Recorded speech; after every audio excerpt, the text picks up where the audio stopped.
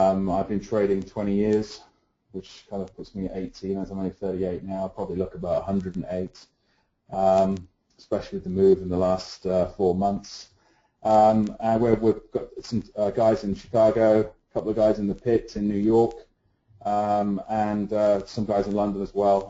Our quants and our programmers are based in London. Myself, I'm not sure if Ryan's already told you or not, but I live in the middle of nowhere, which is just how I like it. So I'm kind of open to all your questions, and we'll see where it goes. Okay, brilliant. So what I'm going to do is you've got 10 pre-prepared questions that I'm going to run through, and then I've got about 20 questions off of the forum guys, and then I've got a couple of questions of myself. And once we've run through all them, if there's any more questions that anyone has, they can type them in the box, and we can just answer them live and then finish up. So, yeah. Okay, so the first question was how long have you been in the markets for? You've already sort of answered that. The second one was where are you based? You've also already answered that. Third one is how have you structured how are you structured as a company?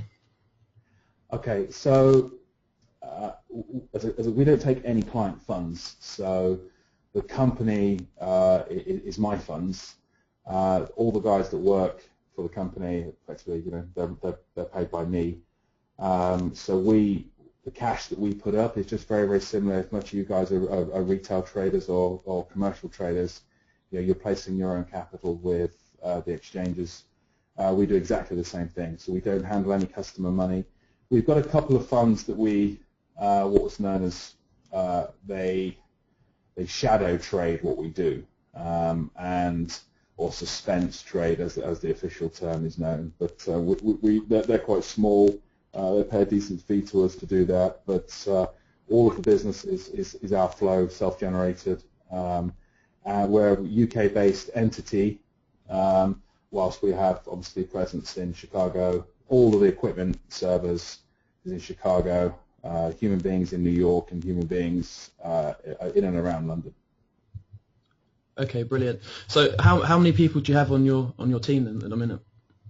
So there's 2 algo programmers, 1 quant, a couple of juniors. We've got 1 guy, well, a team of 2. I only can obviously speak to 1 guy in the pit in the NYMEX, and we've got an IT guy in Chicago, and also another guy that we talk to not as much because we do a little bit of Eurodollar stirs in Chicago as well. So that's the whole team. Awesome. So do you consider yourself as a speculator, as a retail trader would then?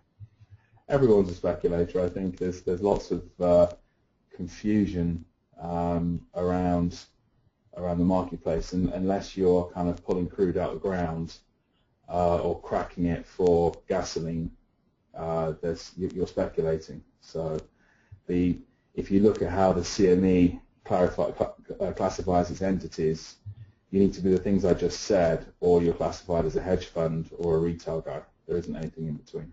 Yeah, that's correct. Okay, I'll move on to the next question. So can you give us some background to the energy space and how the macro levels are constructed? Okay, so I think one of the reasons that, I'm on Twitter and I follow a lot of people. We actually wrote some programs that look at what people are saying and thinking, and I wanted to just clarify just how broad the energy space is, rather than a lot of people just think that the CME's WTI contract is everything. In reality, it's actually quite a small percentage. You've got the large brokers of the physicals, such as Vitol and Glencore, as an example. They're trading with the main producers and the exploratory divisions of the likes of BP, Shell, Exxon, and they're then obviously looking to sell that on to the usual importers. Now, classic importer is Japan. I think they're 100% crude import. The Chinese, they're brokering those deals, and to hedge those what were traditional kind of storage and ship deals, they'll use the futures market. They'll also use the OTC market, so that means the over-the-counter market, so 2 parties agree themselves. And some of it flows into the futures market. The futures market is much better for understanding the curve rather than the moment, and I'll explain that a little bit later. And then you've obviously got the WTI contracts within that, that's out of Cushing, Oklahoma. So you've only really, WTI is just a representation of one type of crude. There's 7 or 8 actively pulled out of the ground in the United States. It's one type of crude oil delivered to one point. It's just got a lot of volume, and obviously Brent is an amalgamation of, I think, the old Brent oil fields that BP back in the day used to call all of their oil finds after names of birds, and that's why it's called Brent. It's also an amalgamation of some Norwegian crude and some Dutch crude as well, and that's what Brent is. But they're the kind of core blends. You now got the other bigger products like the Oman Lights, the Oman Heavies coming out of Dubai, like Louisiana, obviously we know that's from, and then you've got all the Bakken coming out of Canada. All of these kind of get blended by the bigger guns like Vitols and Glencore of the world. They will blend that overall basket price and look at where they can hedge that, and the ultimate hedging tool is clearly the futures contracts. No one puts crude in their car, and you don't oil your door with crude oil if it's a squeaky door. It needs to be cracked, and it's the products that drive our market, and that's the really key thing to understand. No one buys crude oil to put a barrel of it in the car. I think if everyone remembers that, it's a good thing. Yeah, I think a lot of people get confused about that. A lot of people that sort of ask me questions about what I do in the markets, when I say I trade oil, they think when oil prices go up or down, they don't understand how it affects the petrol pump price. Obviously, that's the thing. Yeah, and it always amazes me as well. I mean, my dad always says to me, "Why hasn't the price of petrol gone down if crude oil's gone down?" And I try to explain to him that 60% of it's taxed in the UK, and the US is a lot more immediately receptive to changes there because it's not so heavily taxed. But yeah, I think to be a good energy trader, that you need to be more aware of the cracks and the product. That people trade product. The outcome is the product. The input is the crude. Okay, awesome. We'll go into a little bit of the cracking side in a bit. Okay, should we move on to the next question? Yeah, sure. I think you got it in the next question. So, do you watch the forward curve in the energy and the spreads? Yes, absolutely. It's everything. The front month might be the most fun and the most volume, but you'll never get rich trading the front. The intelligence is in the curve, and you tend to find that we're in contango at the moment. We were steeply in backwardation, but if you wanted to see where crude was going, if you were looking at the December contract in June, it kind of told everybody. They were pushing hard that December contract way before pushing anything else because they can get cheap liquidity, and when storage builds up, that crude's kind of got a longer time frame. They don't just turn the tap on at Cushing and it arrives in your back garden. There's a long period of time. So that forward curve is critical to assess and understand how that impacts trade. And you think that's more of a macro perspective, more than a sort of day time frame thing to look at? Yeah, I mean, you can see, we trade a lot of options, and I can see them hitting a June, for example, and I'll see the spread bend. The June deck will bend, and then the February June will bend the other way because they're smashing an option into June. Which will affect all the spread traders because there's a lot of guys out there making condors and flies out of futures, not options, futures, and they live off that. So they're living off that liquidity or lack of liquidity. Sometimes you've got to hit the front and then leg out into the month you want to be in because all the juice is in the front. Okay. But to answer your question, Yeah, go on. I watch it daily, minute by minute. For an options trader, it's called beta spanning. We want to understand what percentage move the curve will do for a 1% move in the front. So if the front jumps up 1%, does December jump up 1%, or is it 0.6%? And if that moves from 0.6% to 0.8% across that bend, it's an incredibly telling scenario. Interesting.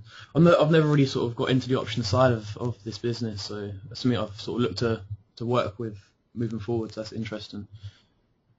Yeah, it tends to be on the option side is where the size is done. So what I mean by that is, if you want to sell 50,000 contracts over a course of 3 days, you'll impact the market. Even a bid market, you will impact. But if you structure a strategy in the options, you can get that done in 3 or 4 tickets in an afternoon. So do you think there's more volume that goes through options than futures then? There's not necessarily more volume. The front is obviously the number one for volume. Tends to be the front two in the Brent contract has a better curve.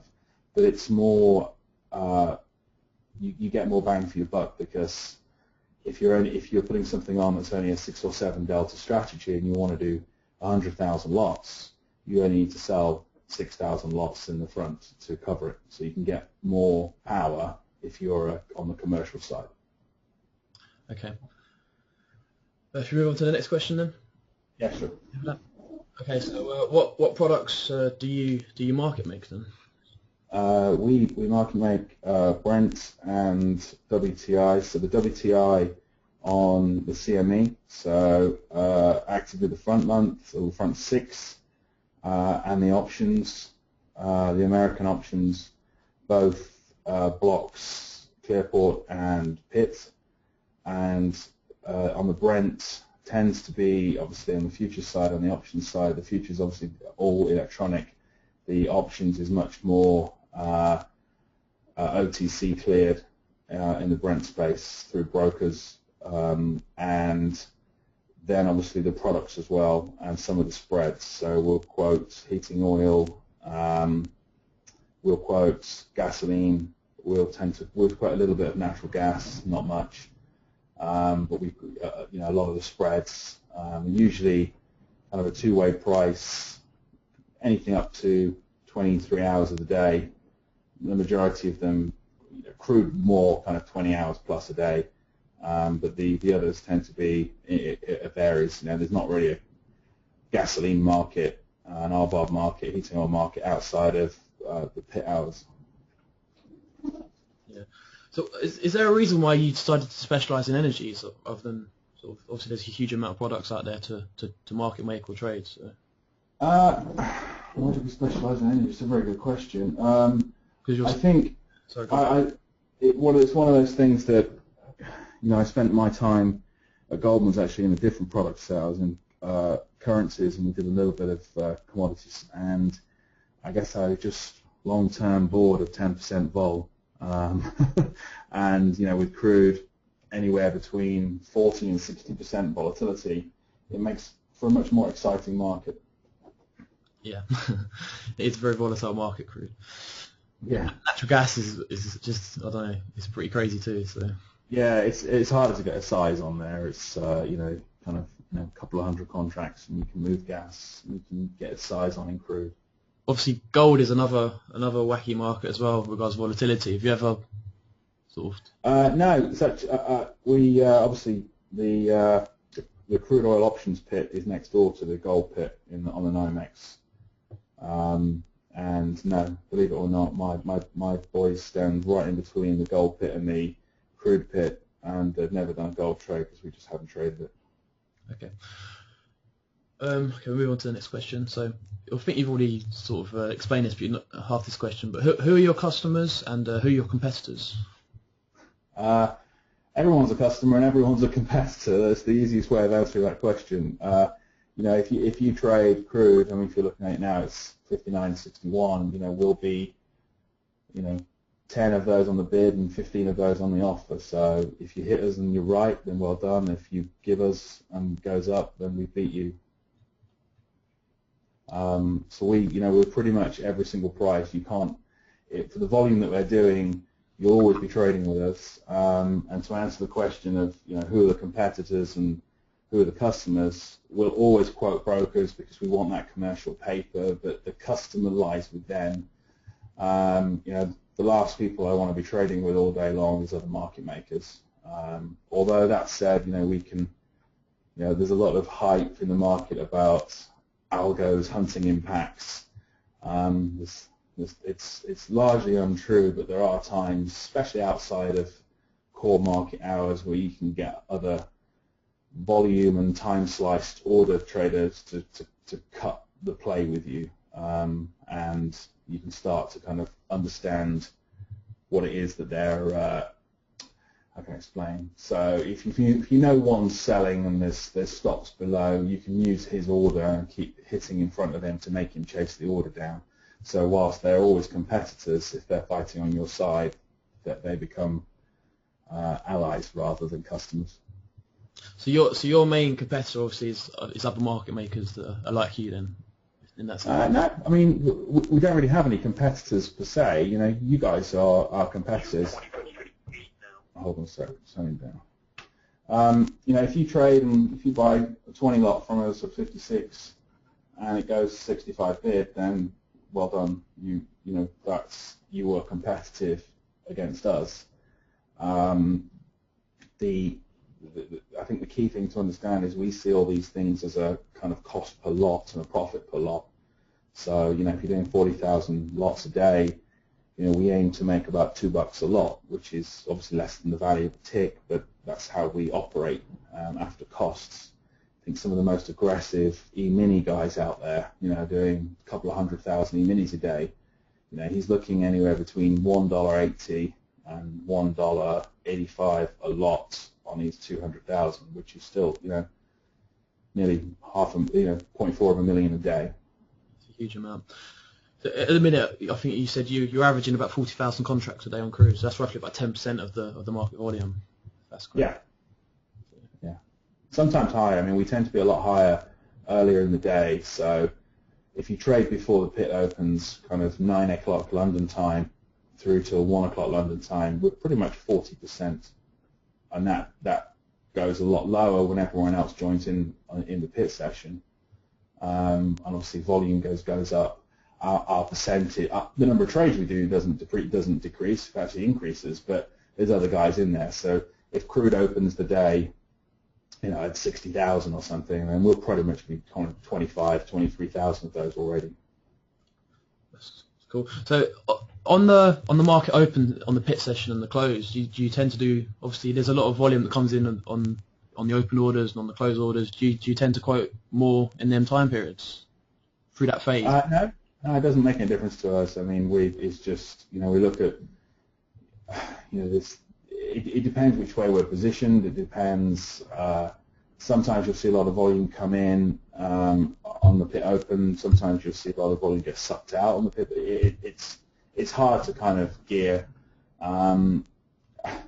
There's a lot of systems. I despise the word systems, but okay, there's a lot of systems that get turned on at those times, which generates order flow. And if those systems are, 10 people with accounts trading 10 lots, there's 100 lots order straight away, and they're just kind of buy on open because the previous day was a high bar. Those kind of things exist, and they don't really care what the price is, so they actually kind of can generate quite a bit of cash because they'll just pay an offer at 50 and the next price is 45 offered because someone else wants to dump it, and we just sit in between.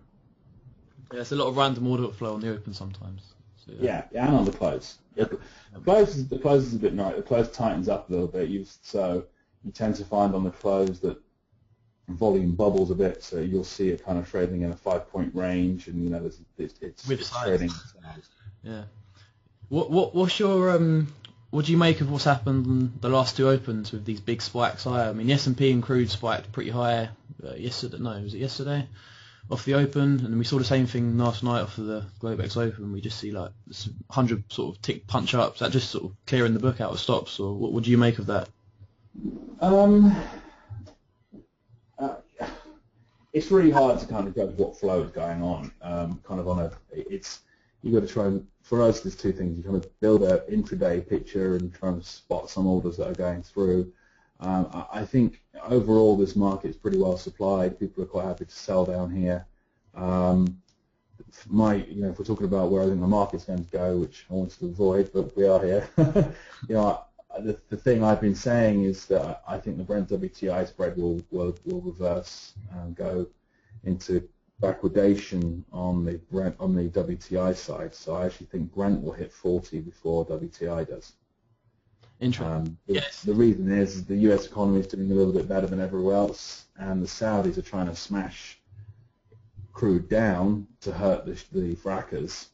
And what's happened now is they've caused a bit of an explosion of fear into Europe. So whilst crude can obviously, lower oil prices can stimulate demand, certainly stimulate growth, they could also have negative effects for the first 6 months, and we might find that Europe buys even more. So that's the benchmark of Brent. So that's where we might see that flipping a bit.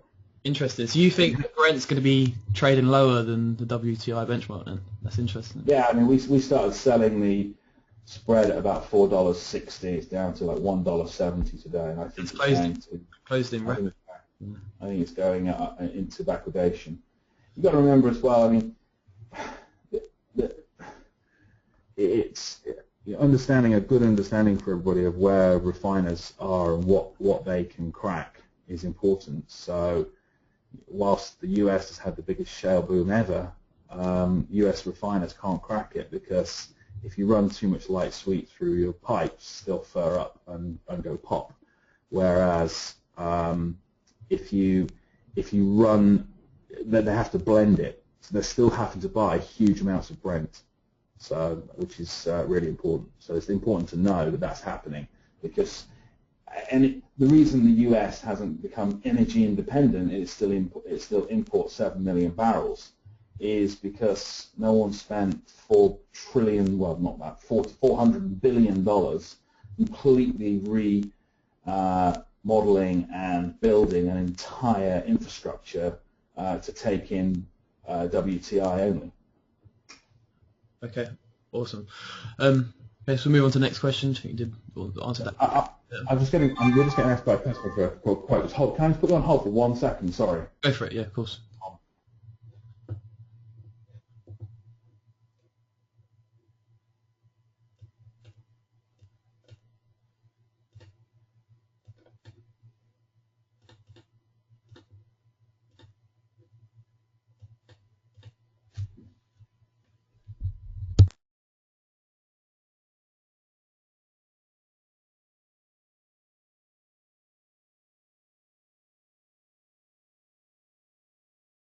Sorry about this, guys. Obviously, Adam's running his business still, so just have to bear with him while he takes his call quickly. He'll be back in a minute. We'll go from there.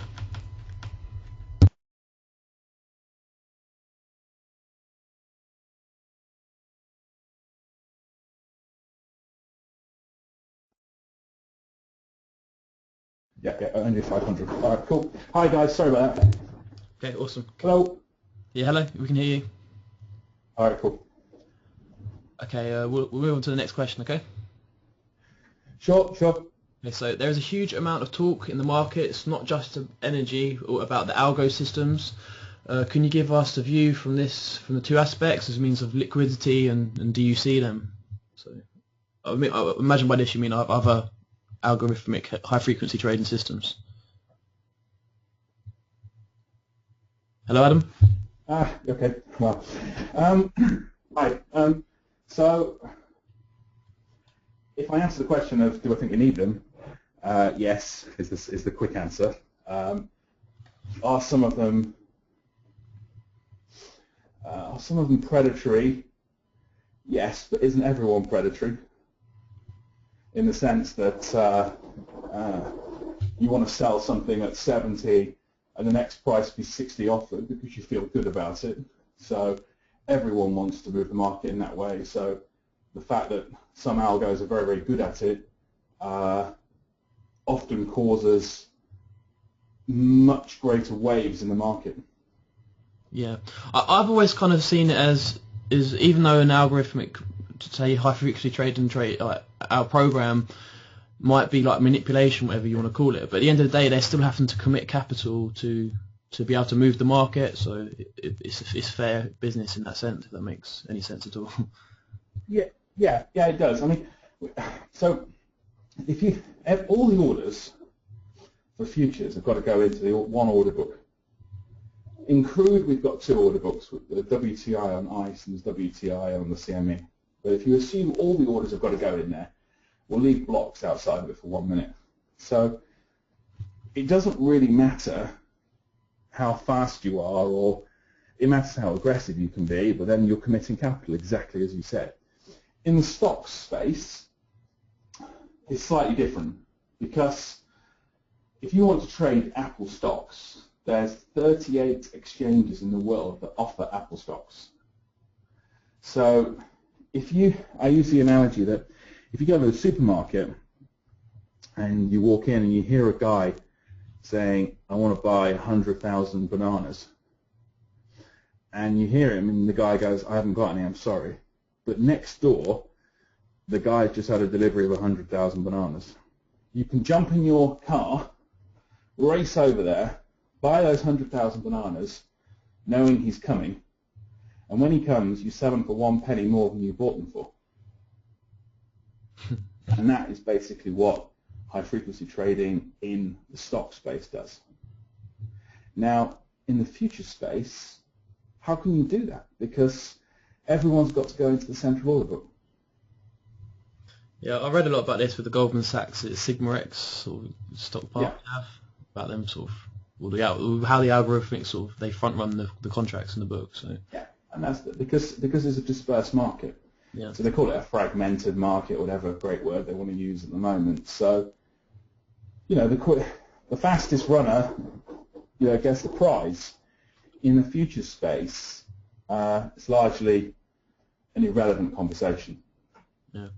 Because our orders have got to go into that book the same as everybody else's. I mean, I can iceberg them, but what's the good in that? It's still there.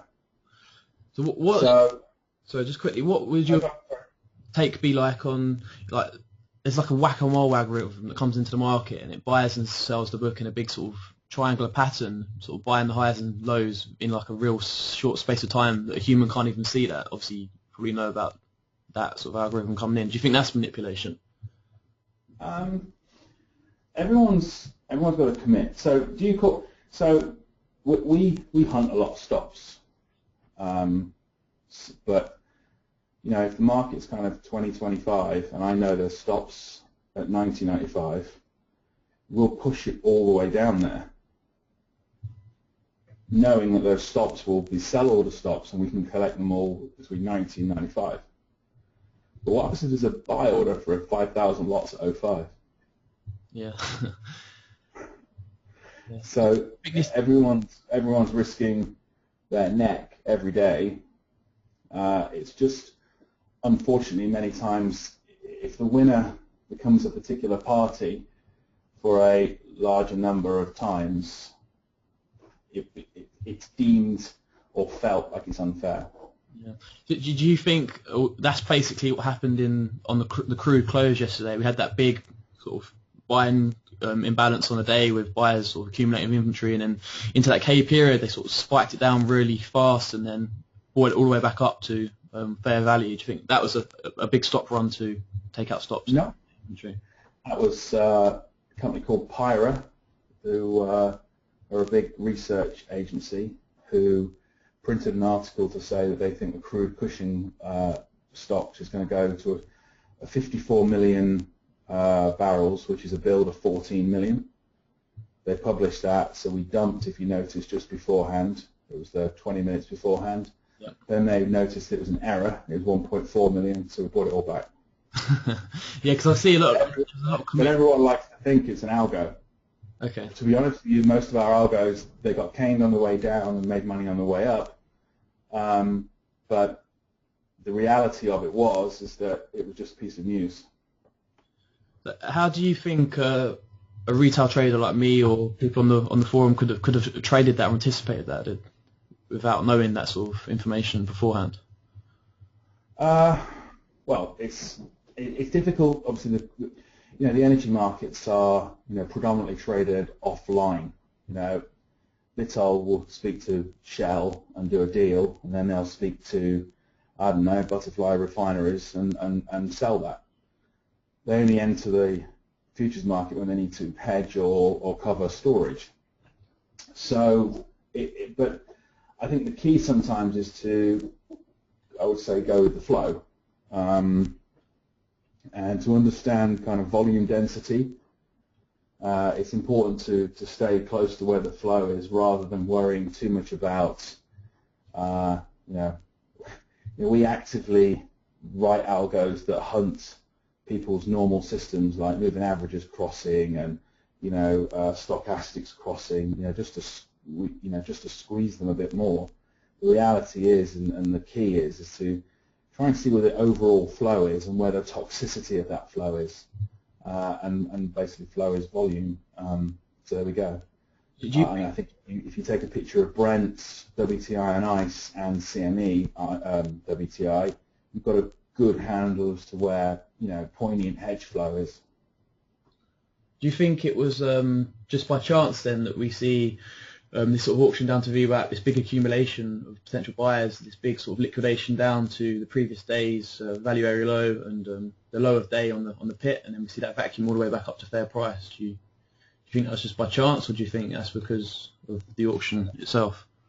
Well, I think it's a combination of things. I mean, it's important that we didn't break another low in the pit yesterday, which was good. I think the previous day's low in the pit was kind of 72, if I remember correctly, and then yesterday's low was 73, and so there's naturally going to be buyers there, but the selling news came from a news article which pushes general commercial guys to push volume, and that volume becomes what we classify as informed toxicity.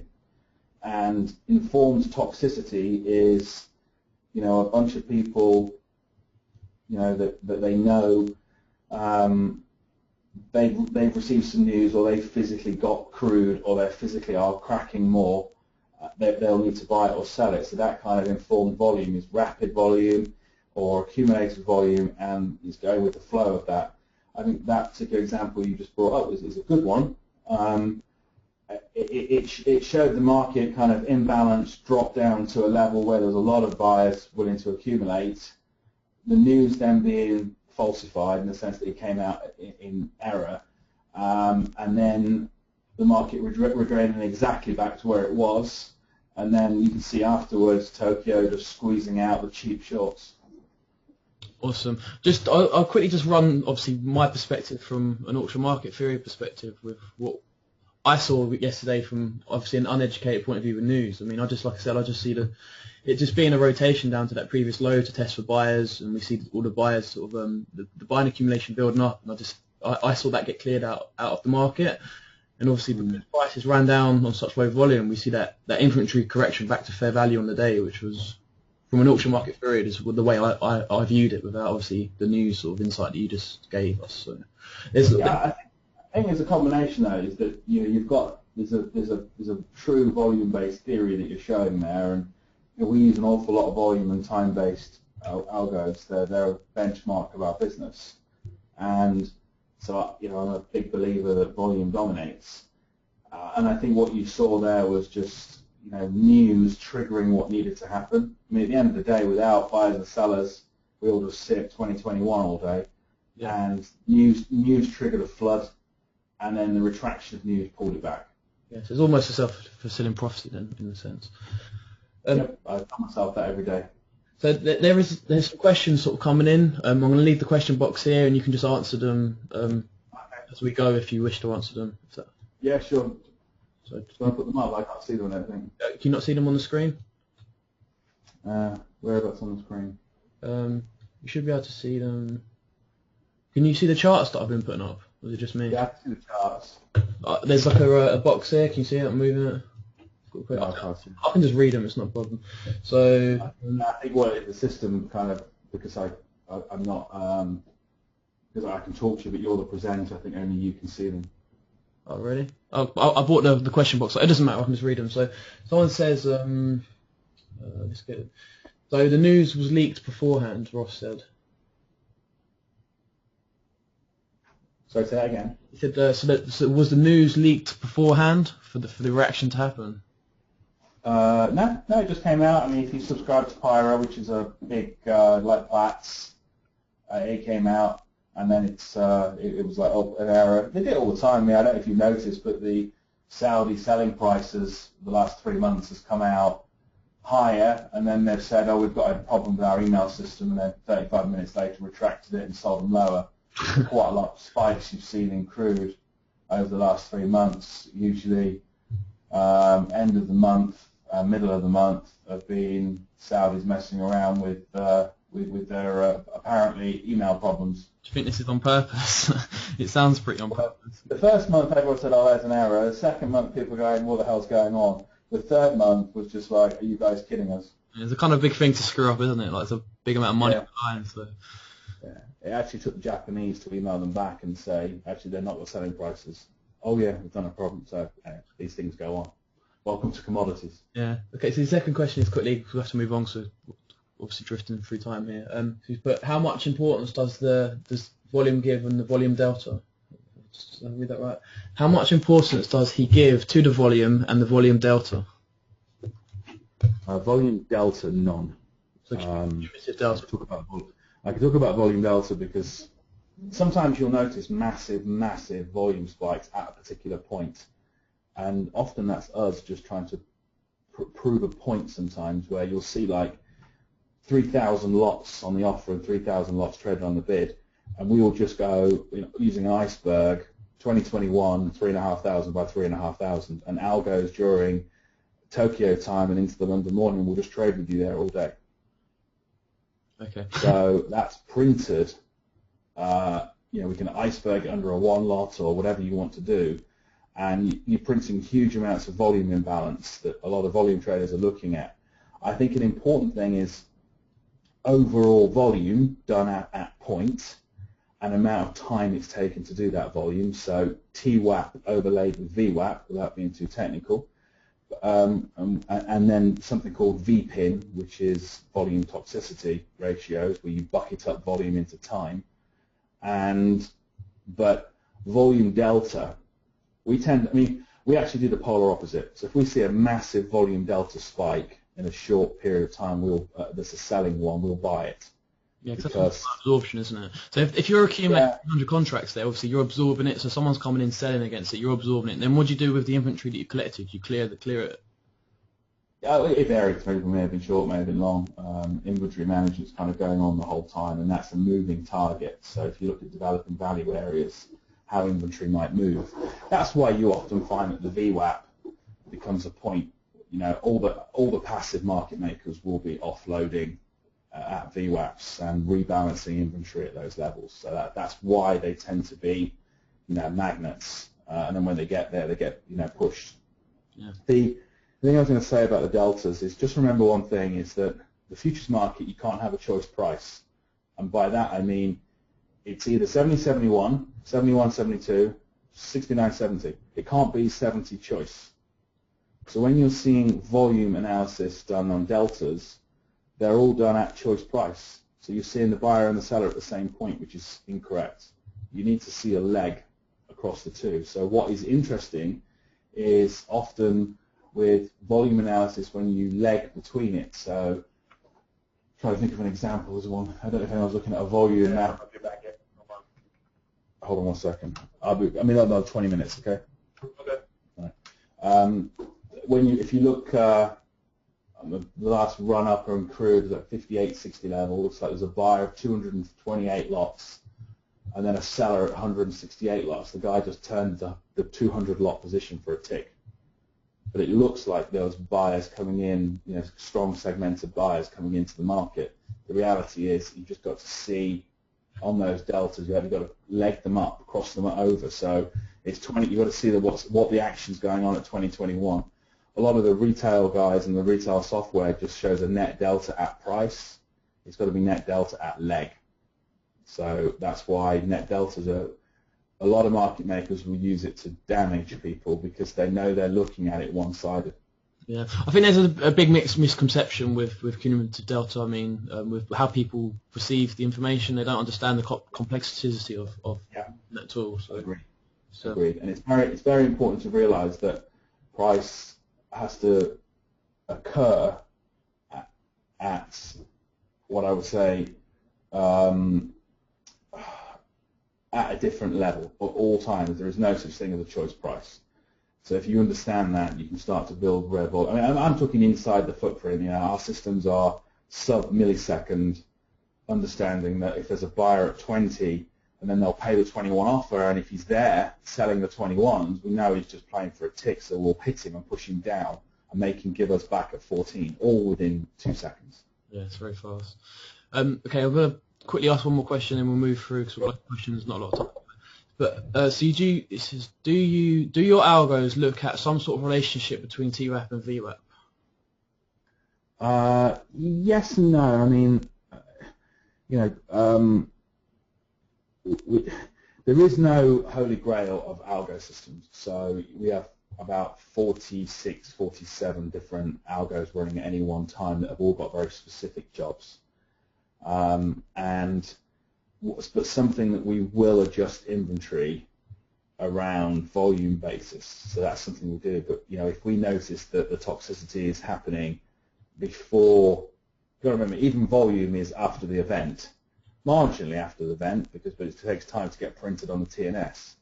But we will look at, you know, if we're seeing that toxicity, then we'll have another algo that overrides our rebalancer to push, get out. So we're getting given by somebody to say, well, so we're accumulating 300, 400, 500 lots, and the usual model is rebalance that at the VWAP, but we're seeing that the toxicity of that is high. We'll start push out of it to be short and go with the toxic guy. Okay, cool. Right, there's another question about automated trading, but we'll talk about that in a minute. 'Cause I have a question. So we'll move on to the next question, and I'll run through the other questions as fast as I can. So the next question is, what are the cost bases to involved in market making to get involved? So how much does it cost? Yeah, cost of infrastructure. You know, if you work on the basis that we've got about $10 to $15 million in fund at any one time, and we spend about $1 million a year on infrastructure. Okay, so for infrastructure you mean like software tools and yeah, well, servers, running costs. You know, market making servers, you know, data center space inside Aurora, data center space in Zermatt. We use obviously different ISVs, that's independent software vendors, and different platforms. Overall, you know, the bill is just somewhere shy of about 100K a month. That's a lot of money. For expenses, that's a lot of money. But I suppose it's all relative, isn't it? So. Yeah, I mean, one of the questions that somebody said was, do you recommend a good options platform for retail guys? And you know, the CME Direct, their new platform is pretty good. But there's no risk behind it, and anyone can trade an option. You know, you can just ring up your broker and say, I want to trade this option strategy, I want to buy a put spread or whatever, and they'll do it.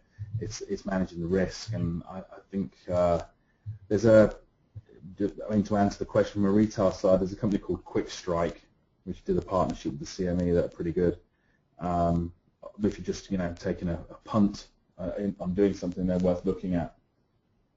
But you know, if you are going to be actively trading on a, you know, minute-by-minute base options, or even getting involved more in futures, it's key to get the right platforms because you're handing over money every day, and that's the most important thing.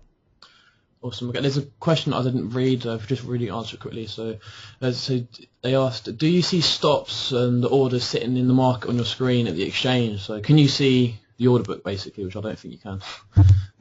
No, I think there's a lot of, everyone thinks that someone's got this unfair advantage.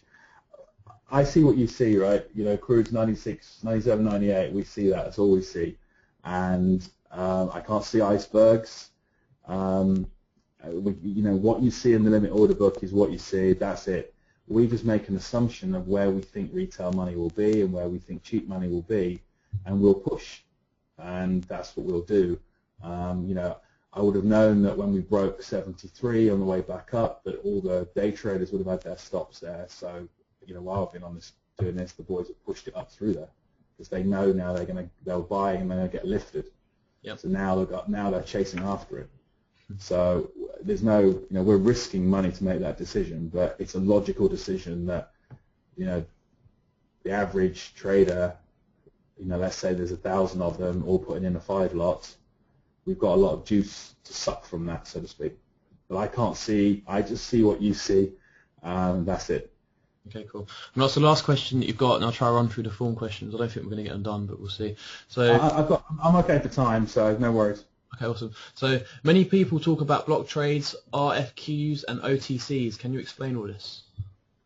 Right, so there's a lot of confusion about this. A block trade is quite simply two parties that want to do a sizable trade above 100 lots, and I could speak to my broker now and say, hey, I want to buy 5,000 lots in crude, and he'll call 4 or 5 other guys that will quote that price, and we can do that trade.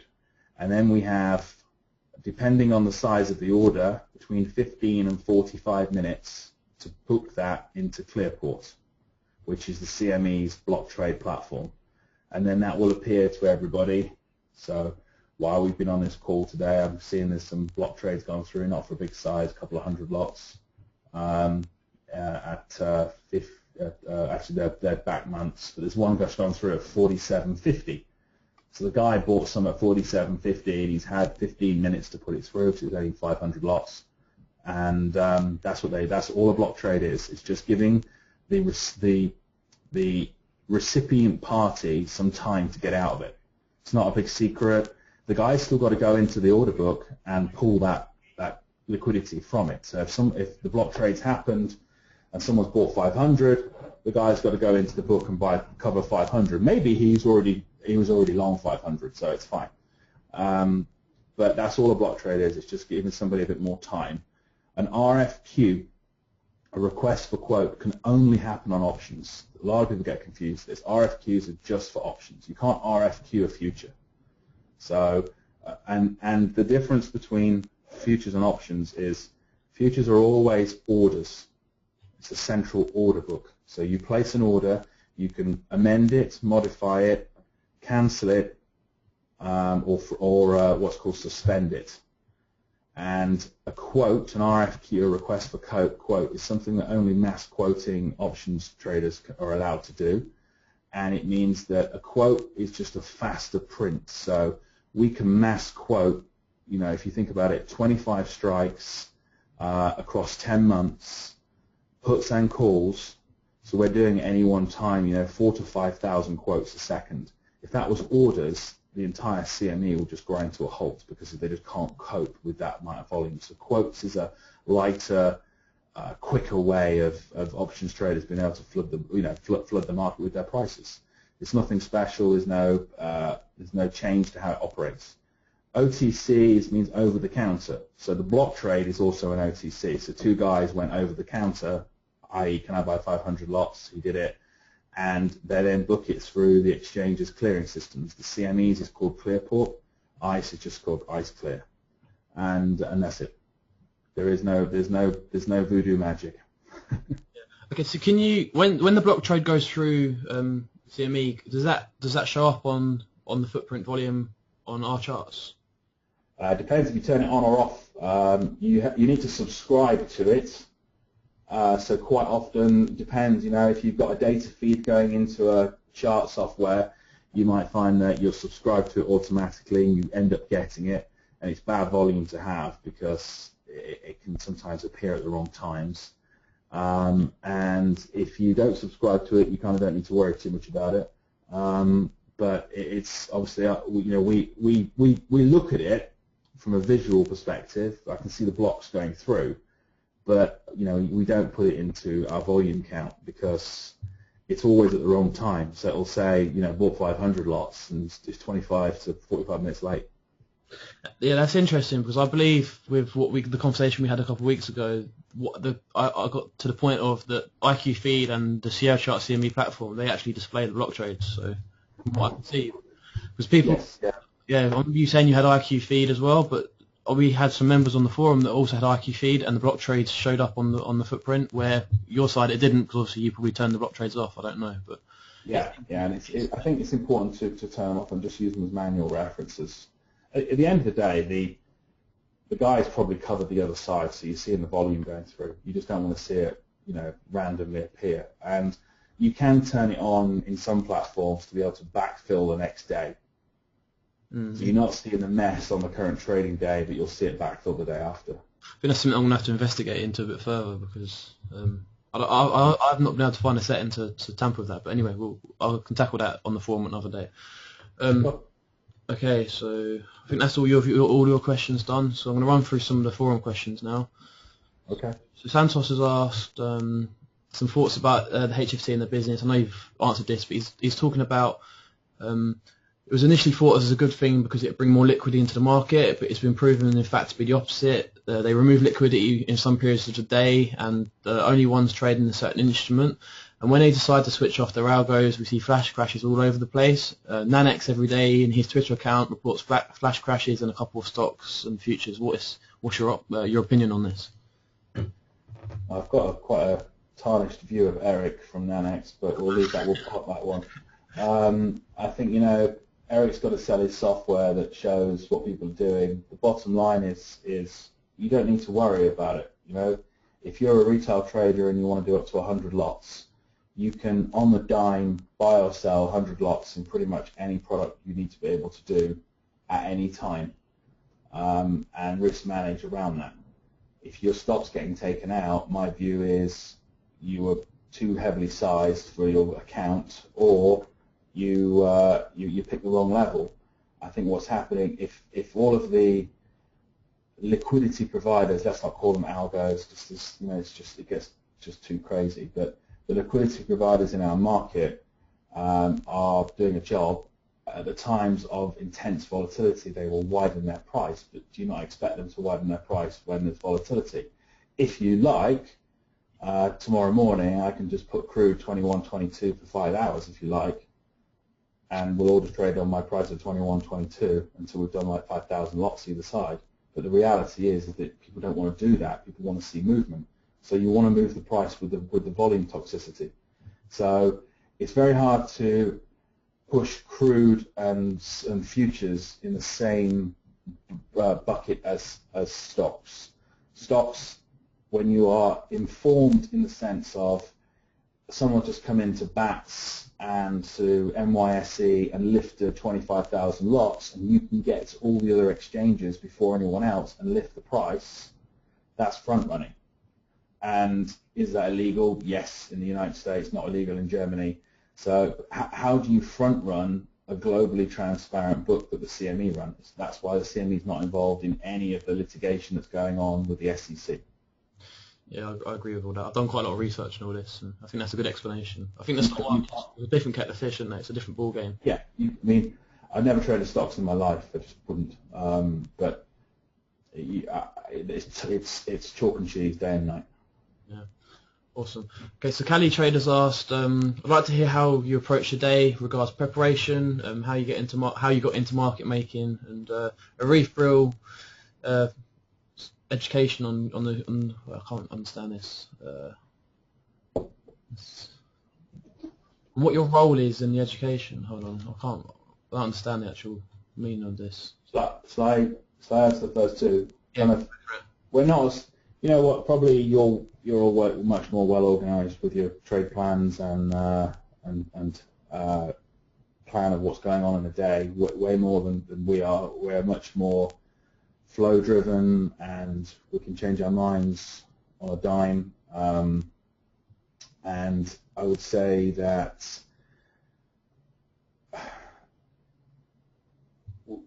we're predominantly trading around a fairly large options book, and you can't turn that as quickly as you can turn a futures position. It just, you just can't get out of them. I've got options in December that there isn't a market to be able to get out of them. There are just too many. So you kind of wear it, you get what you're given. And we said they're a different mentality. You guys always have the luxury of saying, hey, I think crude goes down today, and being short and it going down. You know, if crude goes down, you know, right now I'm still giving you a 76 bid and a 77 bid, and if it does go down, you just traded with us, and you know, so we kind of take your day. Yes. Doesn't sound like as a favourable side. So I think what he meant by the second part of the question was sort of your education and the role it plays in your job currently, sort of with the education you have. Yeah. So I got a degree, or 2 degrees, one in computer science and one in maths and economics. My day is literally split between the technology side, speeding up our infrastructure, speeding up our connections, understanding that we are as well placed as we possibly can be to not be clipped all day, and from a kind of mathematical side, making sure we understand our risk. You know, we're basically vol path players. You know, whatever else that goes on, you know, we're looking at what the volatility path is. And there's guys well cleverer than me that work for me that are both building algos that do, you know, a particular function. You know, there may be, you know, we use something called, we're looking at price at time by millisecond, and, you know, we actually look at what's called the micro price. So you guys only see 75, 77 is the current market, 76, 77, but our micro prices might actually say the true value is 76.16, in which case that we would probably lean on a 75, 77 price, and if we get lifted at 77, we'll look for arbitrage there. So the guys are working on that. That's kind of part of our day. But we just kind of invent stuff. 99% of everything we invent goes in the bin. It's got the highest failure rates you could possibly imagine. So if you think we've got guys permanently writing stuff, and I would say we add 2 new things a year, invent 100 new things a year. That's pretty interesting. All right, okay, so next question is, I can't pronounce the name. I know very little about market making. Could you ask Adam how to start a business from basics, and how's it done? Which markets are mostly affected? Ways, indicators to identify it, and ways to benefit from it, or other ways to protect ourselves from it. So, I don't quite understand the question, but I think people think I don't understand what I think. If you look at the price of crude, if everyone's looking at their ladder now, it's got 74, 73, 7. Most of those prices you see all the way up and down the ladder are us and other market makers. So you're trading with us all day, every day. You don't have a choice. Okay, cool. I'll get to some cool questions in a minute about that. So, so it is what it is. You know, it's kind of, you can go and be a market maker and just set up an algo on TT and make a 2-way price all the time, and that's pretty much what we do in all of our markets. And hopefully you lose more than we do. And it's you know, whilst we desperately need retail guys in the space, and you need us to make a price, and you make prices. So there might be a retail guy on that offer there at 73, just for a 5 lot. We might want that, and you've helped us. Yes. That's just the market. So I think people kind of sometimes think, oh, I sold 5 at 80 and it went to 95 bids straight away. Well, you know, it's a bit like backing a horse. You know, it's just you can't. It's not a win-win situation. I guarantee you, you know, when crude's at $74 and I'm holding the market up, I'm not crying that it's now $48. Yeah. How you doing? How you doing for time?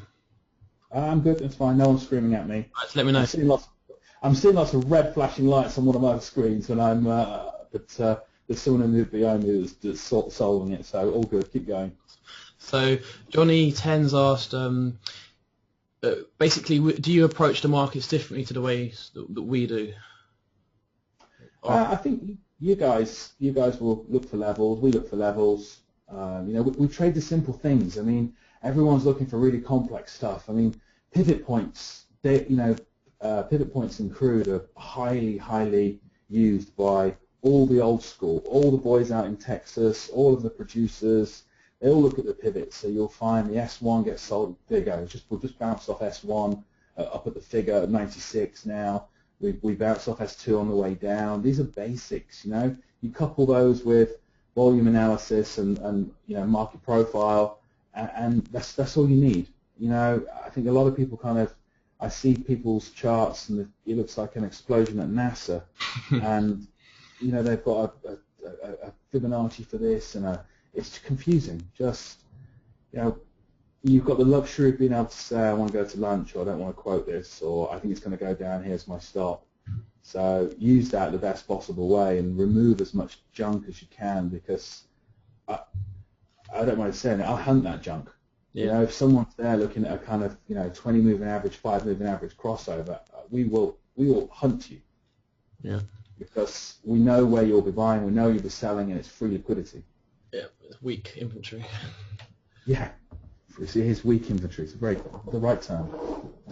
Okay, so Yale FX asked, interested in your approach to risk management on your market exposure. Good question. So risk management is more important than anything else. You could argue that having a slow serve is bad risk management, so you can kind of get into the space of everything matters to risk management.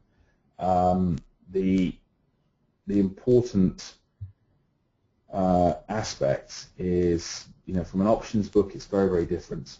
You know, we've got to manage our net. You know, the way of managing an options book is just to kind of hedge your deltas. You know, if you buy a 50 delta put for 100 lots, you've got 50 puts of 50 lots of futures risk.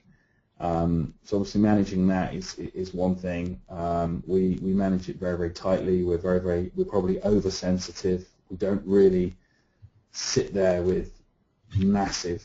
We will have big positions compared to what people are used to, but we don't sit there trying to fight the market. We will go with the flow.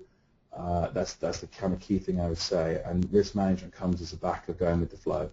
And understanding with crude is sometimes you've got to be a bit patient. And we're not a pure futures only market maker, which some guys are.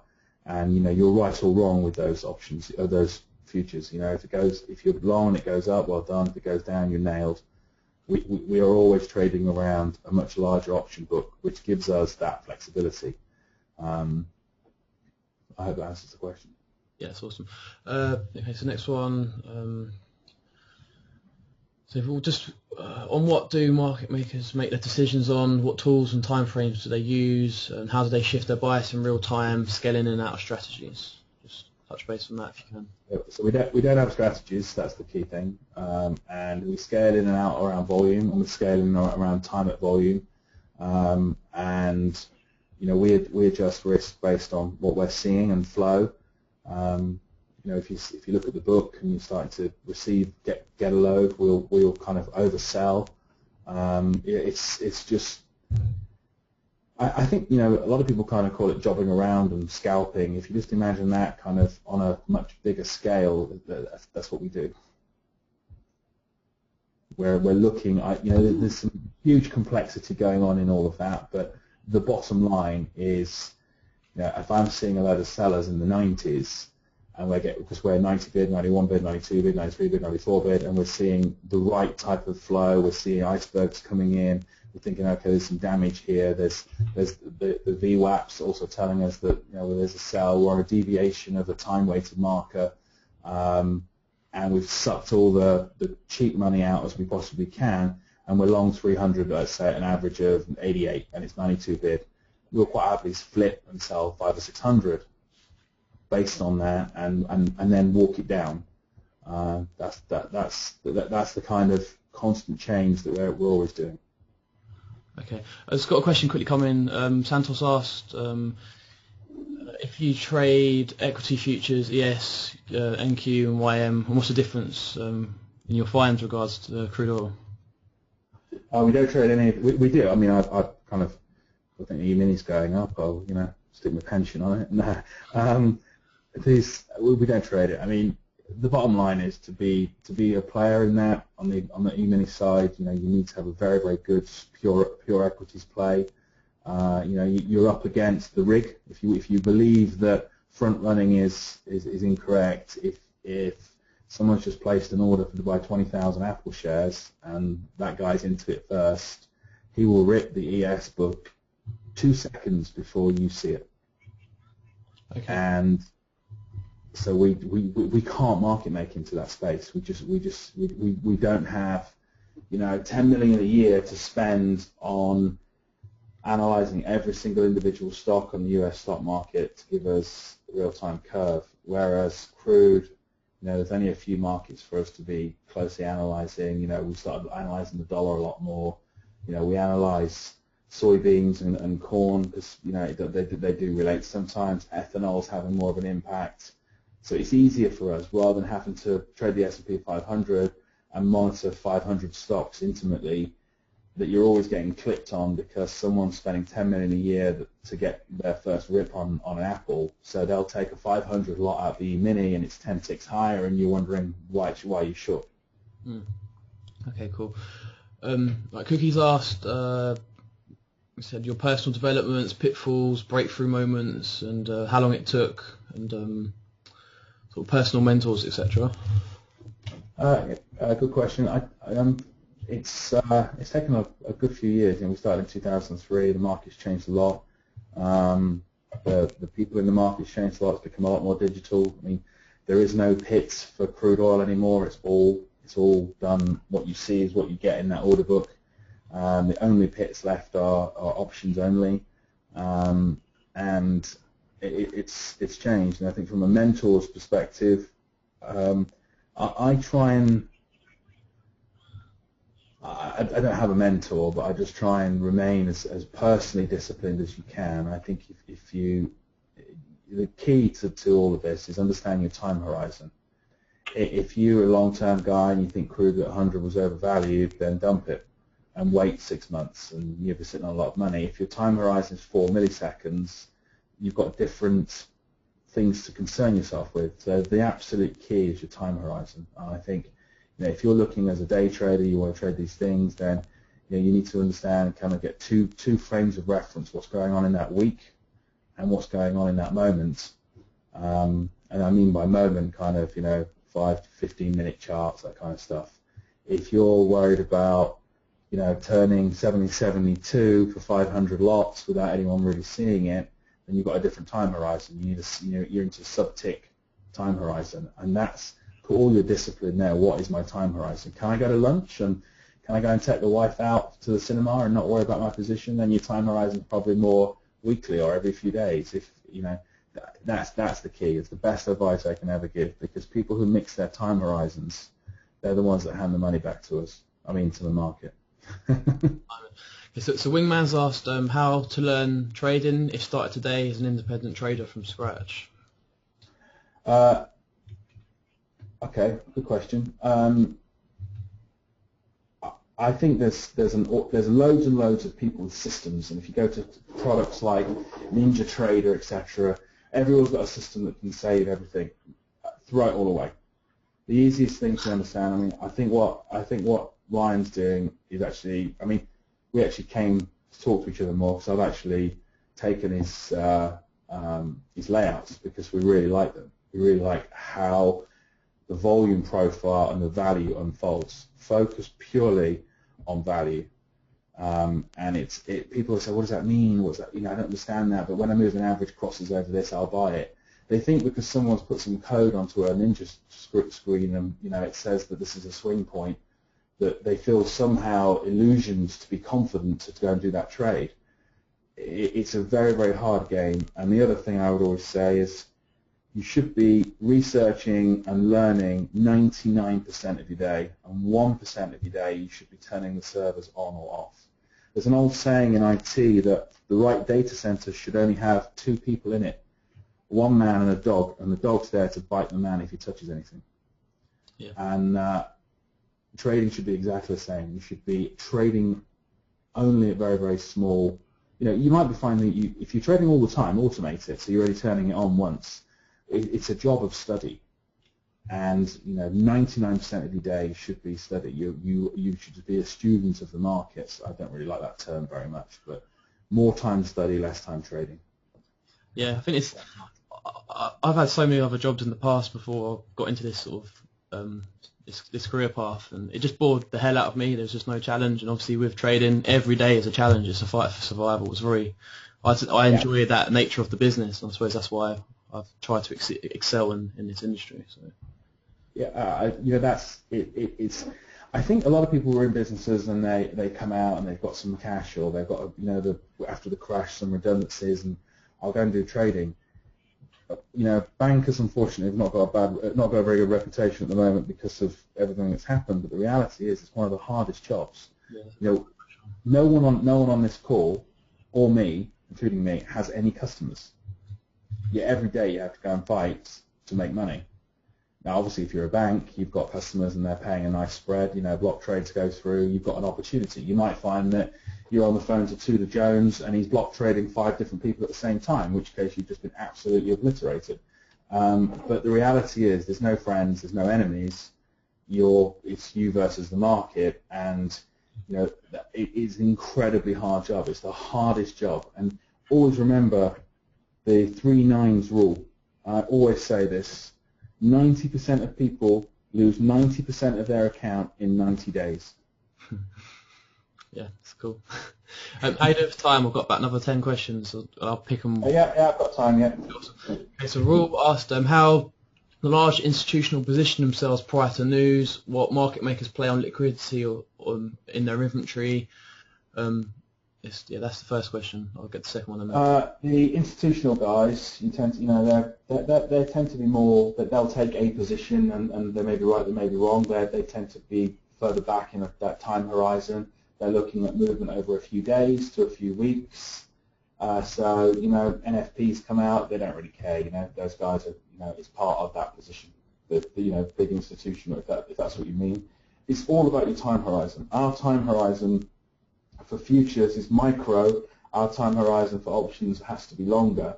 You need to understand what your time horizon is. If your time horizon is Goldman Sachs and you just quoted somebody for an option, you go straight in the pit and pass the problem on to me. So the Goldman Sachs time horizon was about 14 seconds, where he's asking for the price, he offloaded it to his customer and dumped the rest on me. So everyone's got a different time horizon, and it depends whether you're broking or you're making a market. When you're making a market, you're onboarding risk. So there's that. What was the other part? What was the second part of that question? I don't think it's relevant, so I've just left it. I'll move on to the next one. So I'm also interested in learning about how CLOB, RFQ, RFM, and directional orders, and how they can affect steady state assumptions of CLOB. Does that make any sense to you? I think we covered that with the RFQs and the limit orders. I mean, the bottom line is the central limit order book. That's what that references. Yeah. It is the only thing that can exist in the order book is a limit order, and the only thing that creates a transaction is a market order. Yeah. And there's no secrets. No one has a magic wand. There's no special types of orders in the CME. All of that exists on the stock side. The bottom line is, if you want to buy 100 crude now, you've got to pay up to 81 while it clears all those offers. If you want to sell 100 crude, you give it down to 72, well 74, and it will do. That's it. Yep. You might find when you hit that bid that there's an iceberg at 77. The guy bidding at 77 now for 7 lots might be an iceberg for 1,000. So you sell it at 77, bang, and they're all filled on the spot. An iceberg literally is you can change an order just to show a 1 lot, and you really want to buy 100 lots. Yeah. RFMs, request for market, that's a stock term. RFQs are request for quote. We covered that. Okay. So Andy said, I'd like to be interested in understanding how you use delta specifically. Delta thresholds, higher time frame delta, tracking inventory over multiple time frames adds a lot of context to my trading. I did see this question before, and I kind of struggled to understand. I mean, delta is just an entity that's created from an option. So if you buy a put, he's talking about cumulative delta, so the aggressiveness between the bid ask and. You're talking about. Okay, fine, okay. I think when we talk about delta, it's always cumulative delta. Obviously, delta is an options thing, so when we talk about delta, it's always cumulative. Yeah, So what was the question again? Sorry, it was how do I look at over longer time horizons? Yeah, so do you look at thresholds and higher time frame delta? No. I'm interested to see the profile of overall volume in a particular day or a week. They're very, very interesting things, and how value develops. Cumulative delta, there's so many ways of us fudging it. I struggle to see its pure value. I'll tell you what, I use cumulative delta quite a lot in my trading. It's just one tool that I use to help me understand imbalance and balance over the day and higher time frames, regardless of aggressive and passive order flow. But I think a lot of things that people don't, there's not a lot of education on the forum, because it took a long time for me to learn, is everyone seems to use it wrong, and it's very day type orientated, and it's understanding the underlying order flow of that day around how we use the cumulative delta. So maybe in the future I can go into how I look at the delta anyway. But yeah, so we move. Yeah, I mean, I don't use it that much.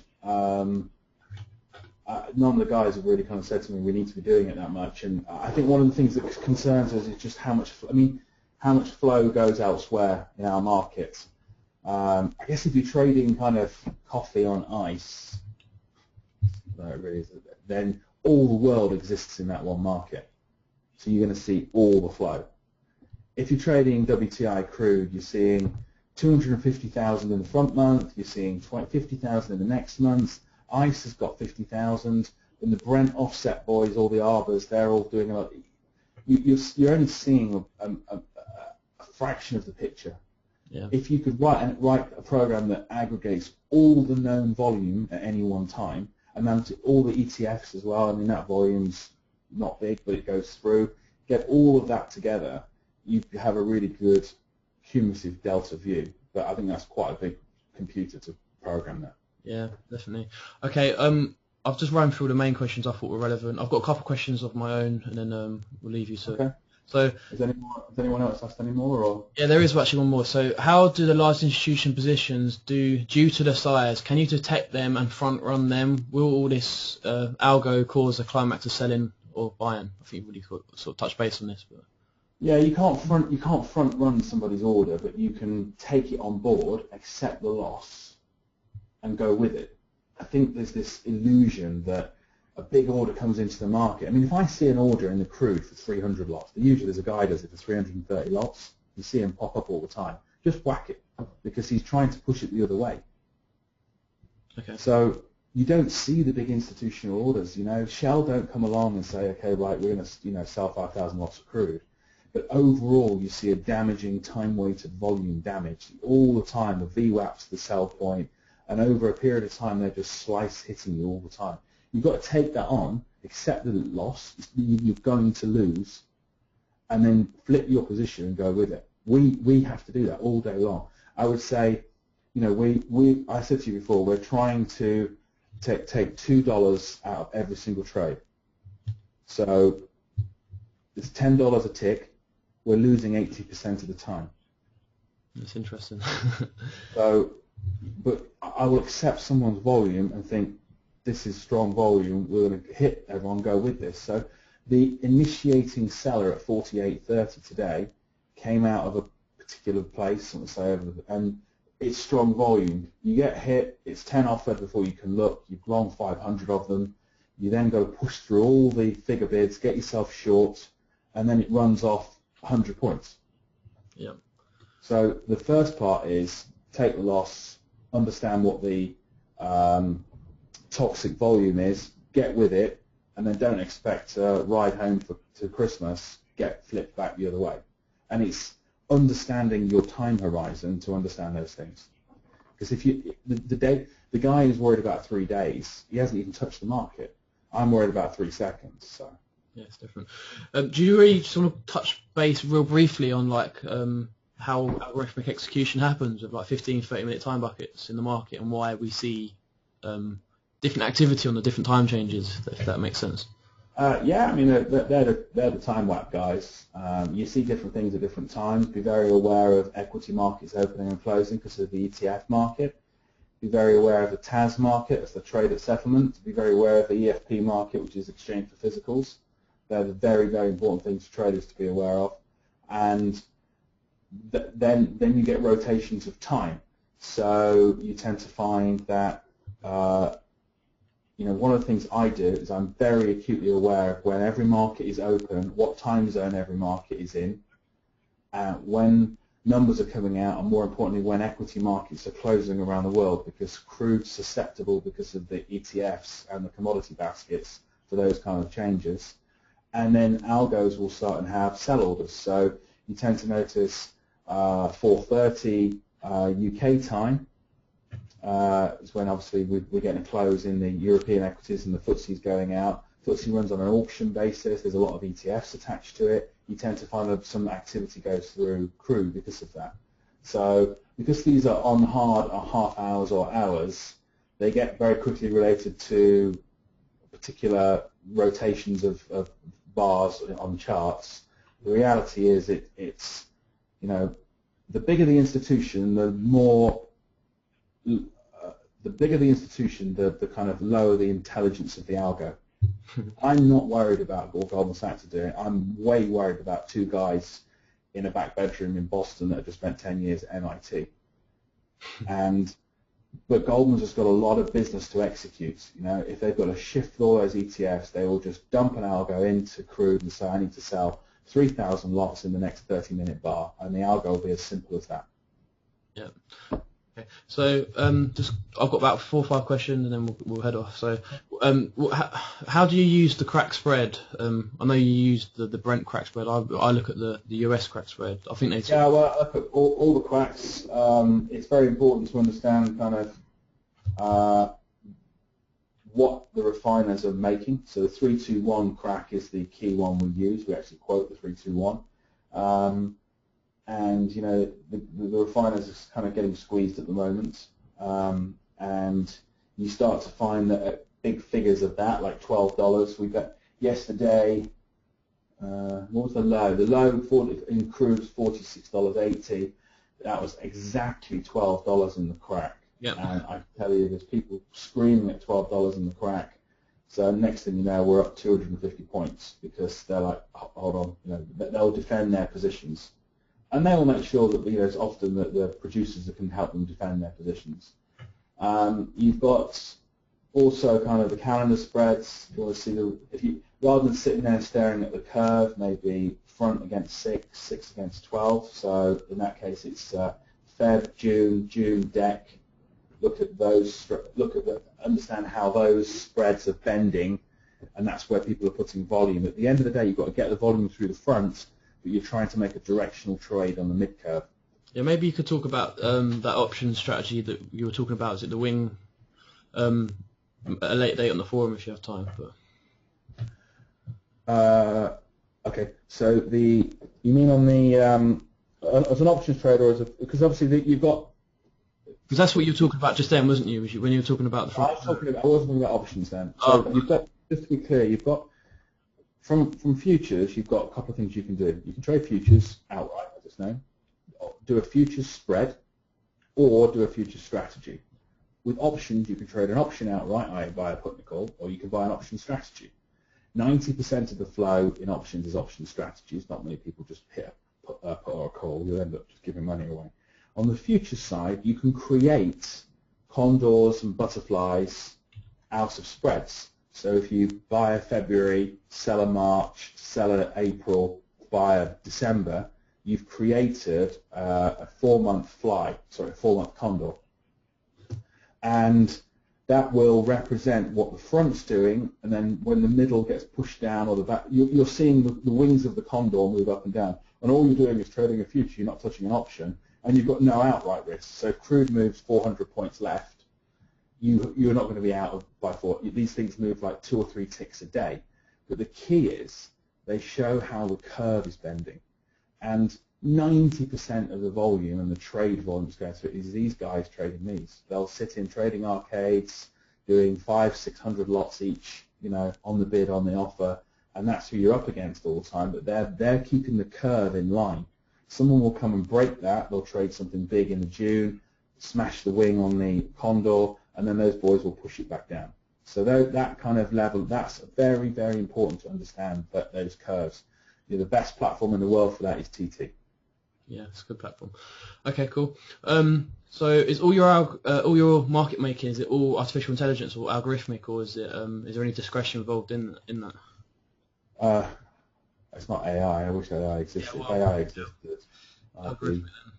But we don't. Apart from the brokers, to get the big size done, blocks and options in size are done through the pit still, and the rest of it, it's all automated. I mean, So there's no discretion involved in what you do. It's all programmed.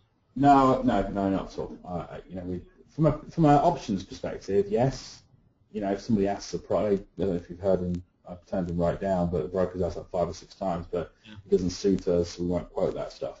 Okay. Voice stuff we're not obliged to quote. So yes, that can be kind of discretionary, but we can't. We have to be. It's too quick to trade it manually, so to speak. Okay. Can you see my screen with the presentation? Yeah. Yeah. Can you see the depth of market I've just put up? Mm-hmm. Can you see all the spoof prints? Yeah. Can you explain why this happened? And is that today? Yeah, well, I took that just a minute ago when we hit 47.99. I see that pop up, so I took a screenshot of it because I wanted to ask you this question. Do you see that quite often? All the time. I don't think they're not real prices. That's getting. Let me have a look. The ones in front of all that aren't real. I know. The thing is I see these spoof prints come into the market all the time, and it seems the market will face the spoof prints. The market will say come to like today. This is what I see. The market came down to the overnight low, and then there was a fake bid. There's a fake seller on the bid. Then obviously this attracts retail sellers to come in thinking they're going to front run a big order. Then all of a sudden the spoof print vanishes, and then the price gets sucked all the way back up. So obviously running all the inventory out of the market. That's it's only a spoof print if it's less than 5 seconds. So if the guy's left it there for 5 seconds, the CME won't check him for spoofing. And if they were real, I've never seen that ever in my life, ever. I don't know if it's my data feed, but I've used obviously multiple feeds. If you wanted to sell 600 and you went 20 offered, is it 20 or whatever it was? No, if you went 90 offered and you wanted to sell all those, he'll do them. Because I watched your flow coming in real time, and I see obviously this was an extreme example, but I see 100 print come in, and I watch the footprint, and then the market will come up, and it will go through that 100 print. That order vanishes, and the market obviously goes through it, and no one gets filled on the bid ask where they're offering. I think there's a data issue on your side because I'm watching your window on the right, live one, and it gaps sometimes. It creates a gap in the book, and that just doesn't exist. So I 10 years of doing this, I've never seen crude have an order book like that ever. Oh, and on that image you've taken. Yeah. And also, I was just watching when we just traded up slightly then to kind of 65, 66. There was a gap in your order. It kind of gapped. This is a simulated dome at the moment, so it might be that it's on simulated and not live. Obviously, I didn't want to press anything, so that might be the case. But even on my live dome, I still see this sort of activity with spoof sort of bids coming in. Can you just record the times when it happens and let me know because I can check because I would say that I go to bed seeing the dome flashing between my eyes. Definitely. So I was curious, but yeah, because I see them, like I said, them spoof prints all the time. The spoof print that I see come in, like I said, the market always chases it. So I'll talk to you about that another time anyway. We can run through it, but very interesting to see why some people are seeing it and some people aren't because I just, if anything, it's like a code. Like I see that come up, and I know the market's gonna. That's the direction's gonna. That's what the way the market's gonna pick you up. Like I say, I've never seen so many 100 lots sitting like that. I don't normally see this, but like I said, it might be because it's on the sim. I put it onto simulation. Yeah.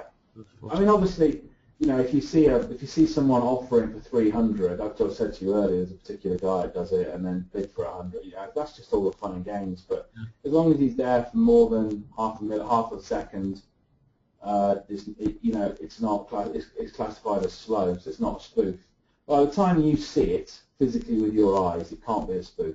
Okay. The spoof stuff's going on inside the spread, and that's where you don't need to worry about it. If you're seeing a bid for 100, you can hit it. It might be cancelled before you can hit it, but if you glance at it and whack it, it's there. I wouldn't worry too much about that.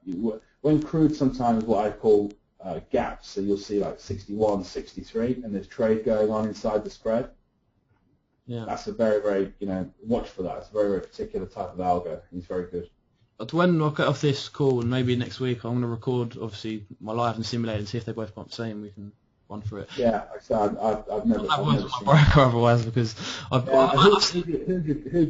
think you just need to find out who your feed's coming from, and there's some bad feeds out there. I mean, they will aggregate lots up, and sometimes the aggregator misses, that will add up all the volume on the bid of the whole 10 lots, of the whole 10 mocks, and you end up with those kind of crazy prints. So Okay. I can only advise getting a very good provider. If you want to make sure you've got the best, TT's great for the retail guys and pros. I just pay for I get my depth of market off of the SEO chart, which comes from I think it's barshot.com. I don't know if they provide. Yeah. I'm not too sure. It's a good feed. So obviously, like I said, that was a simulation. So I don't know. Okay, 3 more questions, then we'll call it a day. So holding accumulated inventory, sort of what are your time frames in futures? Varies. Can be 20 minutes, can be 30 minutes, can be, if we get a target, then 10 seconds. Yeah. It varies. Okay. Sort of market maker buy sell programs, the clear inventory, like how is this done? Obviously, like this when you hunt stops and stuff like that. I mean, you just come in and just literally lift the market. Yeah, you don't do it so kind of blatant. You've got to kind of work it, and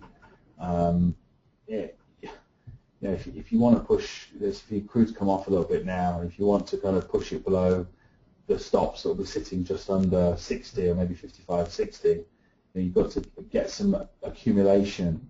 So you've got to start getting everyone thinking it's not rising, it's not rising. So you can't kind of win the battle on your own. So the algos take their time, work the offer, let it run up a little bit. They'll let it go 4 or 5 bid, then come back 5 offered, let people trade on the offer, and push it down to 61. People start losing confidence. It's using machines to utilize human nature. Yeah, taking advantage of emotions. You've got to remember is that all you need is one guy to trigger that. So if you knew there's a stop at 59, you need one guy to go, oh, push that. Yeah. And that's it. So here you go. You see every time we're running up to 67, 68, I just see that pattern. I know there's stops under there. But the big volume line on the day is at 60, so they're going to have to work it. Okay. So they'll keep working it, push it. It'll drop down to like 48, 50. They'll scoop them all back and then back up to 70 bit. Cool. They're just looking for liquidity the whole time. It's all everyone's doing. Awesome. Okay, I've got one more question. I'll ask if there's any more, and then we'll call it a day. I've asked you this before, but just highlight it to other people. How much of the daily volume is actually held into the next day? So obviously rolled over to the next day, etc. So out of 4,000 contracts that got traded, say yesterday, I don't know how many. I can't remember how many was traded, but say 400,000 got traded. How much of them contracts are going to be committed to the next day's trade? Well, it's very hard to know that. I mean, there's quite a substantial amount because I could buy 5,000 Febs and sell 5,000 March. So it looks like hold on a second. I mean, I'm still on this call, but I'm around. Okay. It looks like there's a huge imbalance in the Feb, but the reality is it's just a spread. That's why you've got to understand the whole market. If there's been a load of Brent WTI spread trades going through, that will impact it. We've got loads and loads of outstanding exposure in options but actually the net delta impact is 0. So it's a real, needle in a haystack, that one. Yeah. Okay. Cool. I've lost my chat box, so I don't know if there's going to be any more questions. I can only see organisers and panelists. Is there any questions? If there's questions and I can't see them, can you just raise your hand so I know that there is questions? Probably millions now. Yeah, no, I've got them. Yeah, there doesn't seem to be any questions for anybody. So. Okay. Okay, awesome. Well, if anyone does have any questions, you can just ask them on the forum, and I'm sure Adam will answer them happily at a later date. To get loads of people saying thanks and learned a lot today, great webinar. So, yeah. All right. Well, I hope I could be of help. Awesome. Okay, thanks very much, and I'll talk to you soon, and have a good day. Okay. And you as well. Thank you very much. Bye, everyone. Take care. Bye.